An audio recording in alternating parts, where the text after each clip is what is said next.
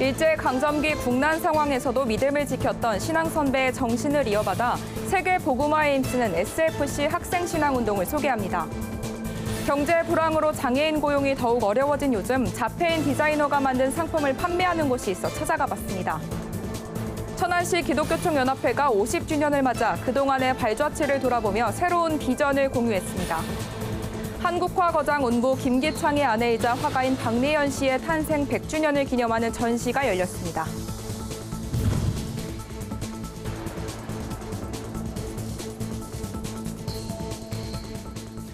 안녕하십니까. 구티비 뉴스입니다. 돌아오는 주일은 대한예수교 장로회 고신총회가 정한 SFC 주일입니다. SFC는 과거 일제강점기 신사참배에 회개하던 학생들을 중심으로 시작된 학생신앙운동인데요. 하나님과 성경, 교회 중심으로 학생들을 양육하는 선교단체로 학교와 가정, 세계로 흩어져 복음을 전하고 있습니다. 차진환 기자의 보도입니다. SFC는 일제강점기 당시 신사참배에 굴복했던 한국교회의 모습을 회개하는 학생들의 모임으로부터 시작됐습니다. 부산 제1영도교회의 모닥불 기도운동, 한부선 선교사가 지도했던 청년신앙운동과 수양회가 하나 돼 1952년 한국전쟁 중 학생들이 직접 수양회를 준비하면서 SFC를 출범했습니다. 수양회 때 은혜 받은 학생들이 변화가 되어서 이제 선교사가 되고 목사가 되고 삶의 전 영역에서 하나님 영광을 위해서 쓰임 받자. 하나님 중심, 성경 중심, 교회 중심 우리 SFC의 강령입니다. 나라의 아픔과 교회를 걱정했던 당시 학생들의 신앙 정신과 기도는 다음 세대에게도 고스란히 전해졌습니다. 매년 열린 전국 SFC 대회에 중고 대학생들이 구름처럼 모여들었고 학생들은 각자의 삶에서 하나님의 영광을 나타내고자 선포했습니다. 자기의 유익을 중요시 여기는 현대사회 풍조에서 SFC는 지금도 나라와 교회, 이웃을 위해 먼저 기도하자고 가르치고 있습니다. 그런 시대 상황이 내 일이 되는 것, 또 나라의 어떤 아픔이 내 일이 되는 것, 그런 것들에 대해서 내일처럼 아파하고 그들을 위해서 약자의 편에 서서 어떻게 살아야 하는지를 SFC 공동체를 통해서 많이 배웠습니다. SFC 측은 코로나19로 인해 당장 만나서 교제하기 어렵지만 비대면 상황에서도 다음 세대의 신앙이 흔들리지 않도록 전력을 다하겠다는 포부를 밝혔습니다. 키워드를 우리라는 걸 가지고 같은 비전을 갖고 있다는 것을 좀 확인하면서 한국 교회와 세계 교회를 건설해서 세계와 한국과 캠퍼스를 복음화하는 것인데 돌아오는 10월 25일 주일은 고신총회에서 정한 SFC 주일입니다. 총회는 이날 헌금을 올해 태국 지부 책임감사로 사역하다 세상을 떠난 고 홍정훈 간사의 가정을 위해 사용하겠다고 밝혔습니다. 구티비 뉴스 차진환입니다. 사회적으로 장애인 고용에 대한 관심은 높지만 실제로 안정된 일자리를 갖는 경우는 많지 않습니다. 뛰어난 재능이 있어도 마찬가지인데요. 이런 가운데 자폐인들의 미술적 재능을 살린 상품을 만드는 기업이 있다고 해서 찾아가 봤습니다. 하나은 기자입니다. 서울 서대문구에 위치한 한 매장. 알록달록한 그림이 입혀진 물병과 가방, 공책 등 눈길이 가는 독특한 디자인의 제품이 진열돼 있습니다. 유명 디자이너의 손을 거친 듯 보이는 이들 제품 모두는 자폐인 디자이너의 손길을 거쳐 탄생했습니다. 자폐인들의 자활을 돕기 위해 설립된 사회적 기업 오티스타는 2012년 처음 문을 열었습니다. 미술 재능을 가진 자폐인을 고용해 상품을 디자인하고 제작하는 곳입니다. 현재 소속된 자폐인 디자이너만 12명입니다. 회사 설립부터 함께해온 한 직원은 재능을 살려 경제 활동을 할 수 있는 점이 좋다고 말합니다. 자기가 가진 재능을 각자 이제 맞는 곳에 적재적소에 적에게 맞출 수 있었던 것도 좋은 점이라고 생각합니다. 그 같은 자폐장애인들과 이제 교류도 하면서 내가 이해하지 못했던 점도 이해하는 것도 좋고요. 자폐인 디자이너들은 오티스타가 운영하는 디자인 스쿨을 거쳐 고용됩니다. 무료로 진행되는 디자인 스쿨에선 디자인 교육뿐만 아니라 직장 생활 적응과 직무 수행까지 지원합니다. 최근에는 독특한 디자인으로 입소문이 나면서 중소기업은 물론 국내 유명 대기업과의 협업도 활발하게 이뤄지고 있습니다. 특히 스마트폰과 스마트워치 배경화면으로도 채택돼 전 세계 60여 개 나라에 제공되고 있습니다. 오티스타를 통해서 장애를 가지고 있는 사람들, 특히 자폐인들이 자신이 가지고 있는 재능으로 사회에서 멋지게 역할하면서 당당하게 살아가는 모습을 좀 봐줬으면 좋겠다, 이런 마음으로 하고 있어요. 이 대표는 미술 외에도 자폐인들이 가진 다양한 재능을 발굴해 사회 구성원으로서 함께 일할 수 있는 모델을 만들고 싶다는 바람을 전했습니다. 구티비 뉴스 하나은입니다. 천안 지역 복음화에 힘쓰고 있는 천안시 기독교총연합회가 올해 창립 50주년을 맞았습니다. 천기총은 그동안의 발자취를 돌아보며 새로운 비전을 선포했습니다. 최상경 기자의 보도입니다. 창립 50주년을 맞은 천안시 기독교총연합회가 그동안의 발자취를 회고하기 위한 희년 기념대회를 개최했습니다. 1971년 사역을 시작한 청기총은 천안시 700교회 13만 성도와 함께 지역 복음화를 위해 매진해왔습니다. 특히 청기총은 신천지를 비롯한 이단 대처운동가, 충남 인권조례안 폐지를 이끄는 등 다른 인권운동에도 앞장섰습니다. 천안시와 협력해 지속적인 이웃사랑 나눔도 실천하고 있습니다. 천안시는 지역 발전을 위해 이바지한 청기총의 감사 인사를 전했습니다. 천안 시민의 행복과 지역 발전에 늘 앞장서 주시고 계시는 청기총, 정말 그간의 협력과 이렇게 또 사회적 지도 역량을 발휘해 주신 데 대해서 진심으로 감사 올린다는 인사.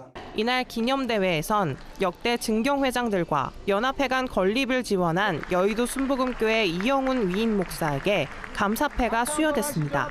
이와 함께 50주년 기념사업으로 전개한 헌혈운동에서 모아진 헌혈증서 600여 장을 기부하고 미자립교회 10곳을 선정해 후원금을 전달하는 시간도 가졌습니다.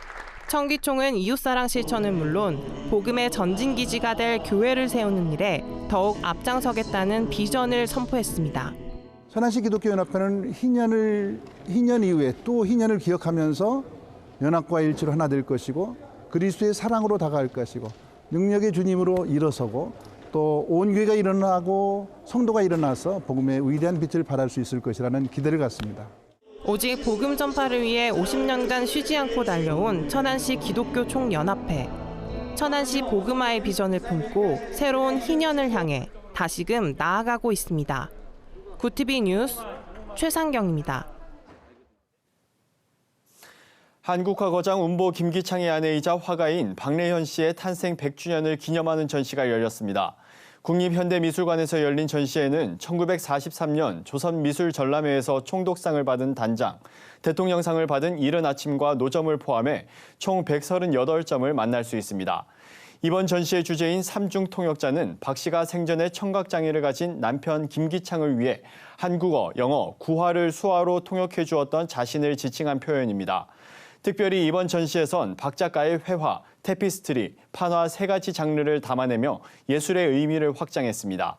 전시회 관계자는 박 작가가 남편과 함께 그린 그림도 선보이며 동양화와 판화를 결합한 새로운 형태의 작품도 볼 수 있다고 전했습니다. 전시는 내년 1월 3일까지 열릴 예정입니다. 오늘의 이슈 포커스입니다. 현행 법정 최고금리인 연 24% 최고금리에 대해 홍남기 부총리 겸 기획재정부 장관이 인하할 필요가 있다고 말했습니다. 홍 부총리는 23일 국회 기획재정위원회 종합감사에서 국민의힘 추경호 의원의 관련 질의에 이같이 밝혔습니다. 홍 부총리는 최고이자율 24%는 높다고 본다며 취약계층이 자칫 잘못하면 제도권 바깥으로 나가 더 높은 금리에 노출될까 이를 점검하고 있다고 설명했습니다. 코로나19로 증가한 각종 의료 폐기물 중 25% 정도는 100km 이상 떨어진 소각업체에서 처리되는 것으로 나타났습니다. 코로나19 격리 의료 폐기물 배출 및 소각 처리 현황 자료에 따르면 올 1월 1일부터 9월 11일까지 배출 소각된 격리 의료 폐기물량은 총 2,992.2톤입니다. 이 중 100km 이상 운반돼 소각된 폐기물은 757.68톤으로 전체의 25.3%나 됐습니다. 격리 의료 폐기물의 최종 소각 처리에 하루 이상 소요된 건수도 1,092건에 달했습니다.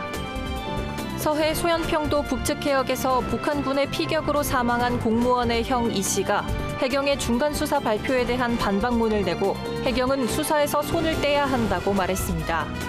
이 씨는 해경이 중요 증언과 선박 상황은 배제하고 마치 소설을 쓰듯이 상황을 추정해 단정짓고 있다며 검찰에 넘겨 수사해야 한다고 주장했습니다.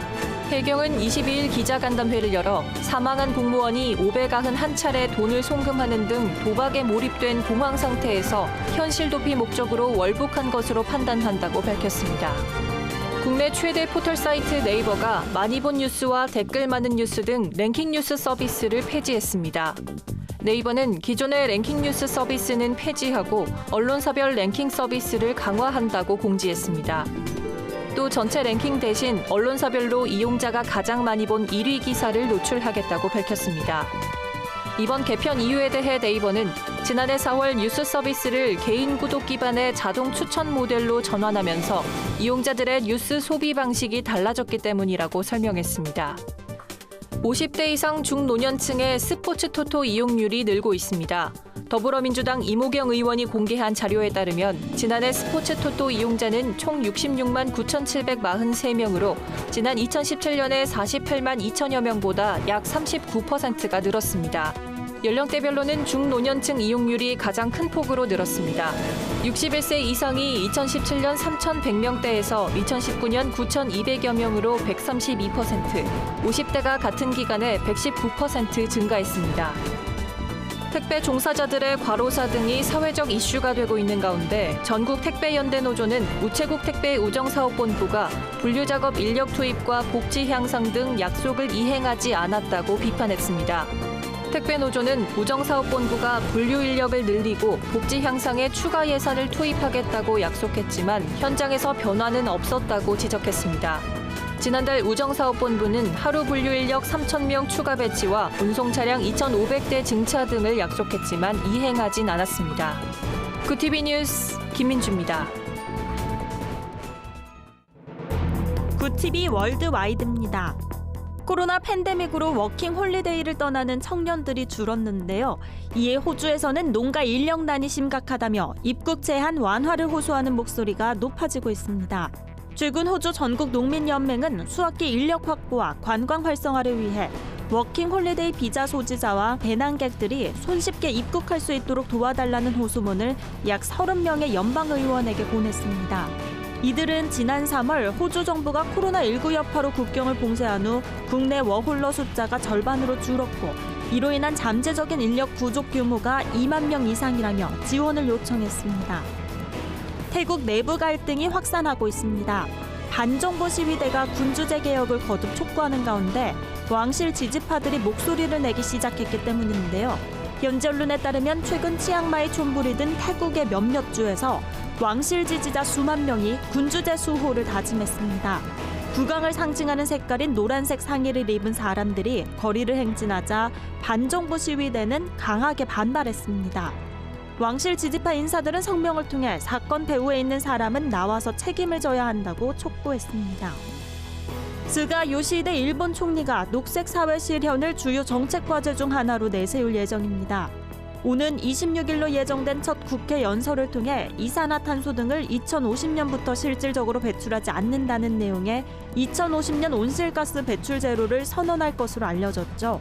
일본 정부는 그동안 온실가스 문제와 관련해 탈탄소 사회를 금세기 후반에 조기 실현한다와 같은 애매한 목표를 제시해 환경 문제에 소극적으로 대응한다는 비판을 받았는데요.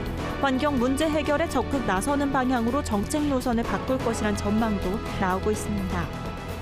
2019년 한 해 동안 전 세계에서 신생아 약 50만 명이 대기오염 때문에 목숨을 잃었다는 연구 결과가 나왔습니다. 특히 인도와 사하라 이남 아프리카에서 숨진 신생아가 각각 11만 6천여 명, 23만 6천여 명으로 많았습니다. 미국 비영리 민간 환경보건단체인 보건영향연구소가 발간한 보고서에 따르면 대기오염으로 목숨을 잃는 생후 1개월 미만 신생아는 47만 6천여 명입니다. 사망한 신생아의 3분의 2는 실내 공기오염 때문에 목숨을 잃은 것으로 추산됐습니다.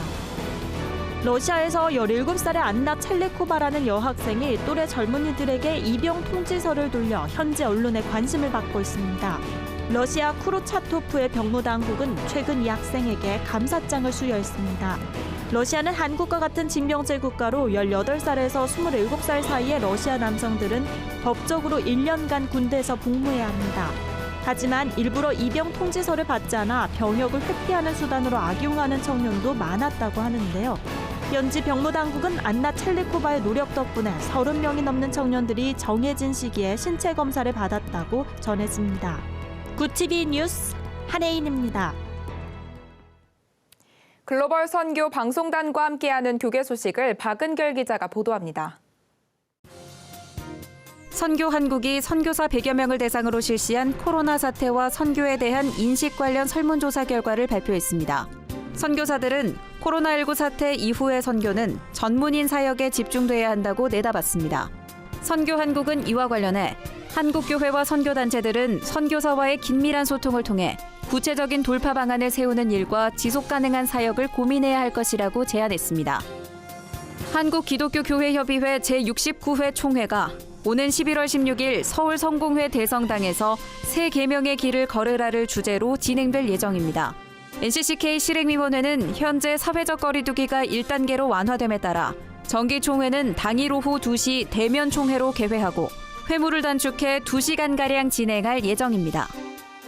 교회개혁실천연대가 종교 중독과 관련한 사례를 듣고 대안을 모색하는 시간을 갖습니다.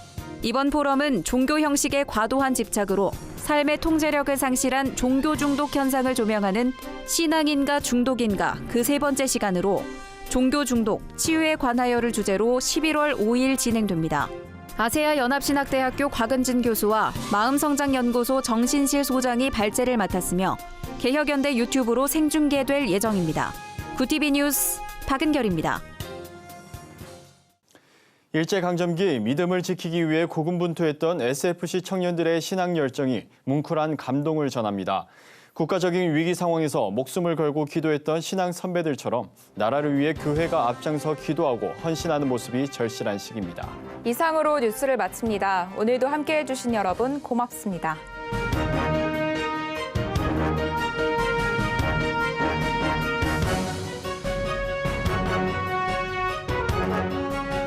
구티비 미디어 선교기금 마련에 새롭게 동참해주신 분들입니다.